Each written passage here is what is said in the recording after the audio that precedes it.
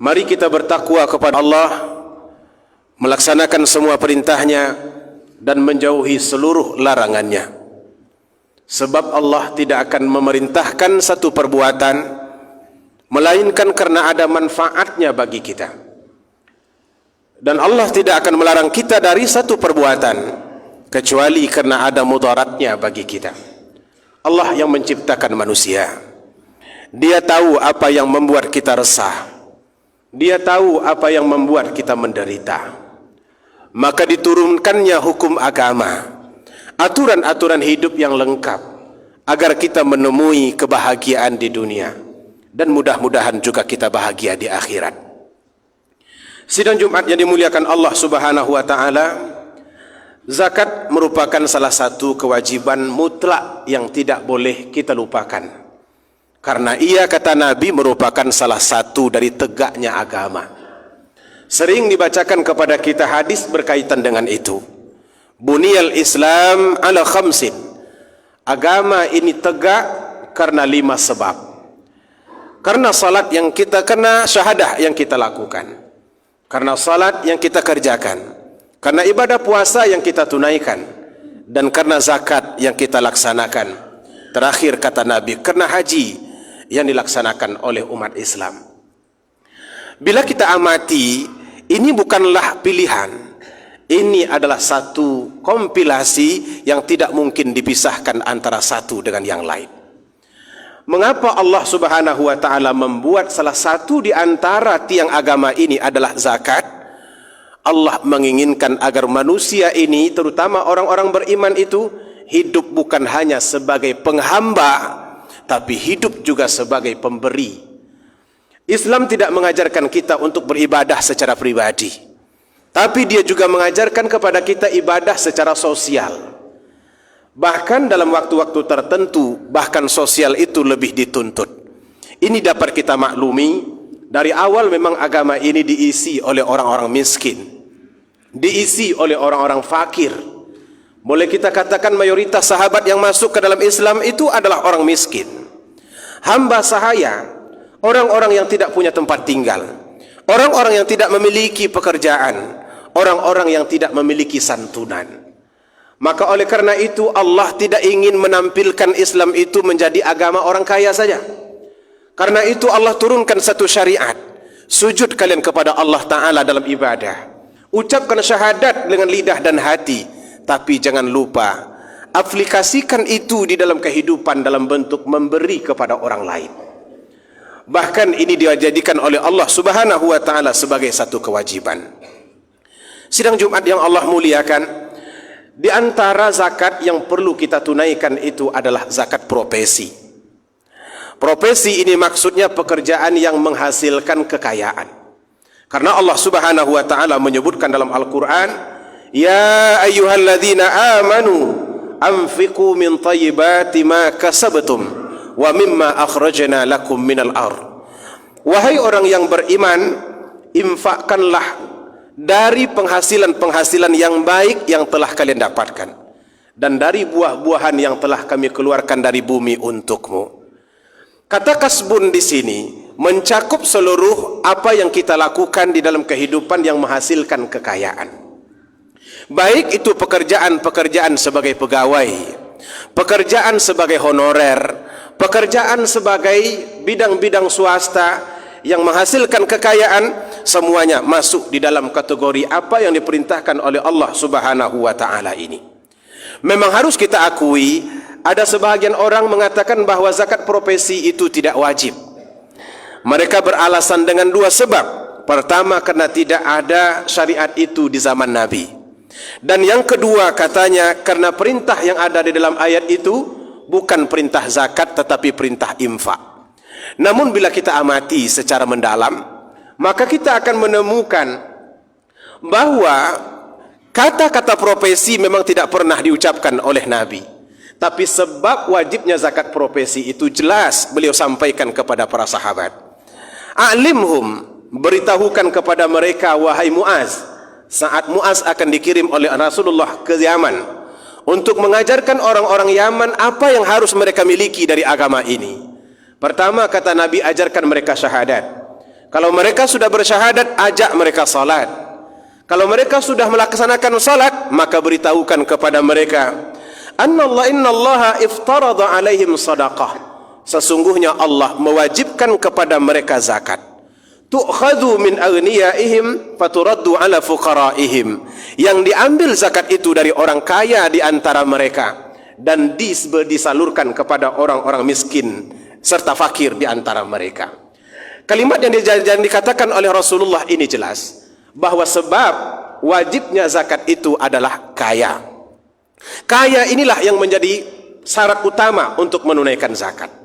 Oleh Rasulullah SAW kemudian dijelaskan, orang-orang yang memiliki emas sampai 85 gram emas yang tidak dipakainya dalam 1 tahun, itu masuk kategori orang kaya, maka diperintahkan untuk menunaikan zakat. Para peternak kambing yang memiliki 40 ekor kambing, maka mereka sudah dikategorikan sebagai kaya dan juga diperintahkan untuk berzakat. Orang-orang yang memiliki lembu, jika mereka sudah memiliki 30 ekor lembu, Nabi menyebut itu juga orang kaya dan mereka diperintahkan untuk menunaikan zakat. Begitu juga dengan petani. Petani yang berhasil memanen dari hasil pertaniannya 652 kilogram, maka mereka juga dikategorikan oleh Allah dan Rasulnya sebagai orang kaya. Dan mereka wajib berzakat. Padahal hadirin, jika kita bandingkan dengan kehidupan orang yang berprofesi, kehidupan petani itu lebih memprihatinkan daripada kehidupan orang yang berprofesi. Belum pernah ada petani bisa mengalahkan dokter. Belum pernah petani ada bisa mengalahkan ekonomi gubernur. Belum pernah ada petani ada bisa mengalahkan ekonomi hakim. Begitu juga kejaksaan. Orang-orang yang bergerak di dalam bidang profesi begitu banyak, petani tidak pernah bisa menandinginya. Mereka hidup secara sederhana, kendaraan sederhana, rumah mereka sederhana, hidup mereka juga sederhana, makan mereka sederhana. Dibanding dengan orang-orang yang berprofesi sekarang ini, kita sebutlah umpamanya dokter. Dokter dengan gajinya yang sedemikian banyak, anggota DPR yang begitu banyak, yang begitu besar gajinya, itu tidak pernah disebut oleh Nabi di dalam hadisnya bahwa akan ada nanti anggota DPR yang berzakat, bahwa ada nanti dokter yang berzakat, bahwa ada nanti hakim yang berzakat atau jaksa yang berzakat. Itu tidak pernah disebut oleh Nabi. Tapi mungkinkah kita menutup mata? Orang miskin, orang sederhana seperti petani disuruh berzakat, anggota DPR dengan mobilnya yang mewah tidak berzakat. Orang miskin dengan kendaraan yang sederhana disuruh berzakat, lalu para dokter dengan mobilnya yang begitu banyak dan mewah-mewah tidak berzakat. Jika itu memang terjadi, maka justru saya yakin orang akan berkata Islam itu tidak adil untuk umat manusia ini. Maka untuk perkara ini tidak perlu menggunakan dalil-dalil nakli. Saya pikir orang-orang normal akan selalu berkata wajib zakatnya karena mereka lebih mampu daripada petani. Dokter itu wajib zakatnya karena mereka lebih mampu daripada pedagang. Hadirin yang dimuliakan Allah Subhanahu wa taala, ini yang dibahas oleh ulama-ulama belakangan ini, sebab ini merupakan bahagian terpenting dari gerakan zakat di zaman kita ini. Namun sebagian orang justru menjadikannya itu sebagai alasan untuk mencari helah agar tidak menunaikan zakat. Mereka mengatakan bahwa Nabi tidak menyuruh. Mereka mengatakan bahwa ini tidak ada dalam Al-Quran. Sekarang yang menjadi ukuran adalah tanyai hati kita. Kata Nabi SAW, letakkan tanganmu di dada, tanya hatimu, engkau wajib tidak menunaikannya atau bagaimana? Ukur kewajiban itu dengan kewajiban yang ada pada orang lain. Kalau ternyata wajib lalu kemudian mencari helah, Allah Subhanahu wa taala memberikan ancaman dalam Al-Qur'an. Walladzina yaknizuna adh-dhahaba wal fiddah. Orang-orang yang menyimpan emas dan perak. Wala yunfikunaha fi sabilillah, dan dia tidak menafkahkannya di jalan Allah. Fabashshirhum bi'adzabin alim, maka berikan kabar gembira kepadanya. Bisikkan kepadanya, Allah menunggumu dengan azab yang pedih. Azab seperti apa yang Allah sebutkan? Fatukwa, pada hari itu nanti kami, kata Allah, kami jadikan harta benda yang dia tidak nafkahkan itu menjadi setrika. Kami setrikakan ke dahinya, kami setrikakan ke rusuknya, kami setrikakan ke punggungnya. Lalu kata Allah, ini dulu harta yang engkau tahan, yang engkau mencari helah untuk tidak membelanjakannya, padahal kami menitipkannya kepadamu. Itu hak orang lain yang mesti engkau tunaikan. Tak engkau tunaikan, aku setrikakan hari ini itu kepadamu semua. Rasakanlah oleh kalian. Begitu ancaman Allah Subhanahu wa ta'ala. Tentu kita sangat berlindung dari hal ini. Maka oleh karena itu, sidang Jumat yang dimuliakan Allah Subhanahu wa ta'ala, hal ini perlu kita yakini sebagai sebuah kewajiban. Hari ini kalau kita melihat, begitu banyak orang-orang yang sebetulnya memiliki harta pada orang lain. Hanya karena zakat itu tidak ditunaikan oleh sebagian umat, harta itu tidak sampai kepada mereka.